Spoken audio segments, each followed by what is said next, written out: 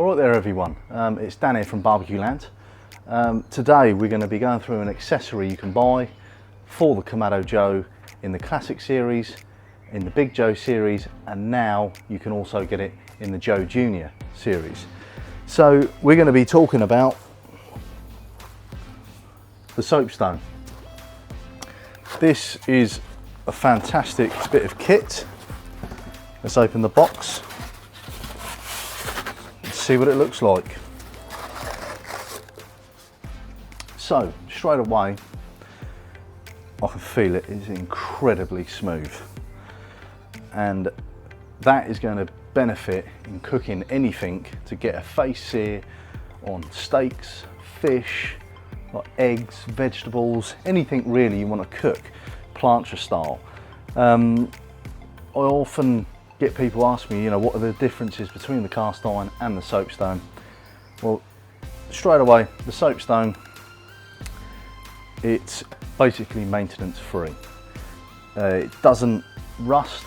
Obviously it is a natural stone, so you have to be a little bit careful of it, but it doesn't rust. It doesn't hold any flavors from your other cooks. So if you've done fish one night and then you wanted to do a steak another night, it's not going to transfer them flavors over because it's a non-porous stone.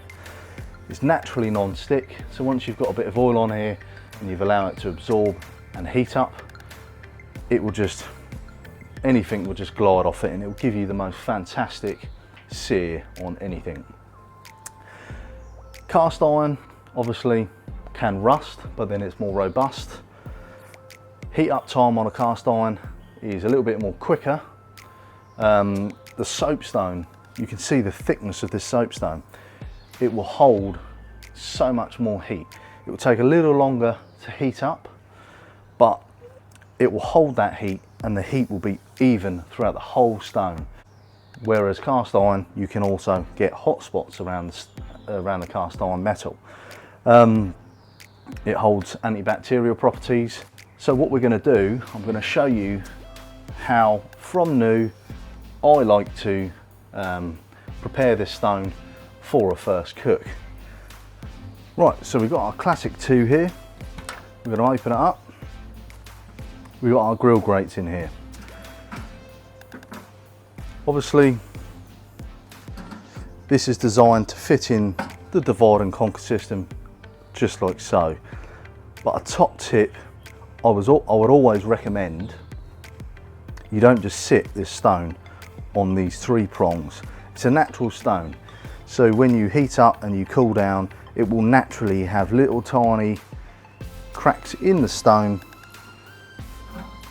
So what I'd like to do, and always will do, is place your grill grate there and then place your stone on top. That way it's gaining your full support from the grate itself. You can also obviously have this on the higher position or the lower position. When you heat up the barbecue, place it in there and let it heat up slowly, because again, it's a natural stone, thermal shock, you don't want to crack it in half. Got a little bit of oil here, vegetable, olive oil, anything like that. I'm just going to rub it into the surface.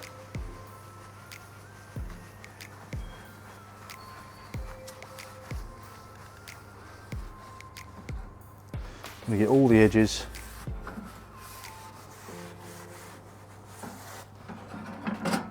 We want a decent amount on there, because this will soak in to into the stone.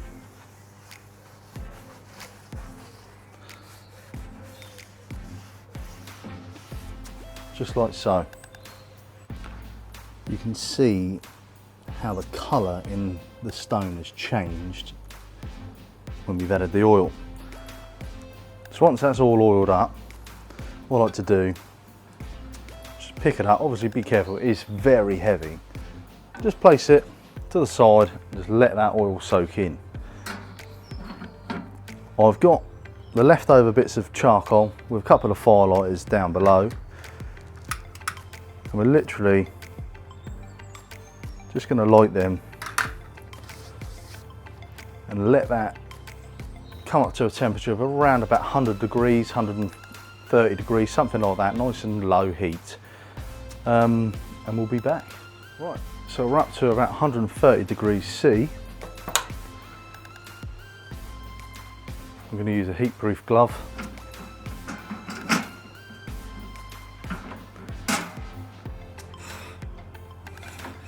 And all we're going to do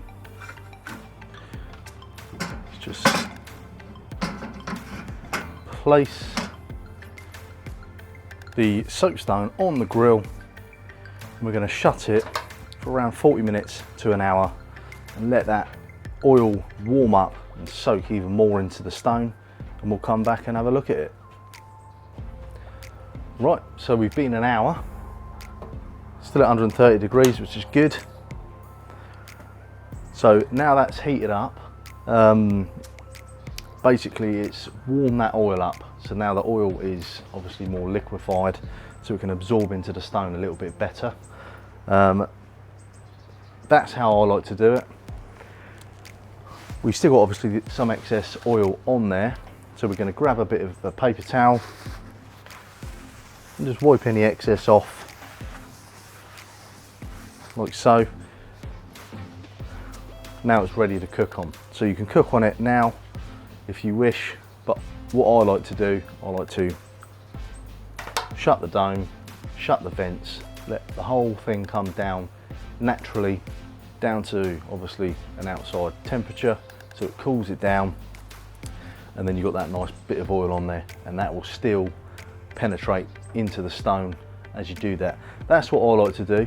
A lot of people might want to skip that step, but I think it's an expensive stone, so I want to get the best results out of it from the beginning. So to check if your stone is up to temperature for whatever you want to cook, I recommend getting yourself a laser thermometer or temperature reader. Basically you can just point it at any surface, and that's telling me it's 132 degrees C on that surface right there. So there's the soapstone. You can see, look how smooth that is, very smooth. That's going to give you a perfect sear on anything. So you control the temperature through the dome, but obviously you want to check your surface that it's hot enough for whatever you're cooking. So I'll recommend an an infrared thermometer. Once you've done your cook and you've got any like bits on the stone, if you're using like a marinade or anything like that, pretty simple. Get yourself a scraper or a spatula, and you can obviously just rub it off. Pretty straightforward. You have to be very careful of this stone because obviously it is soft, so you can dink it and dig it. Still not a problem, but you want to keep that nice and flat. And that's pretty much all it is for the soapstone. So stick around for the next video. We're going to be cooking on the soapstone in the next video, so go check that out, and I'll catch you next time. Cheers.